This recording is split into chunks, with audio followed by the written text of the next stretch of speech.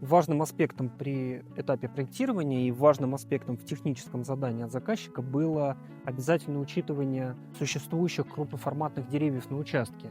И планировочное решение, архитектурное решение, объемно-планировочное решение в тандеме мы, безусловно, старались вписать в существующий как ландшафт, так и в существующую дендрологию. Подавляющее большинство деревьев на участке это у нас сосны, есть как и взрослые сосны, так и относительно молодые. При этом расстояние от краев свеса до стволов деревьев составляет порядка 20-25 сантиметров.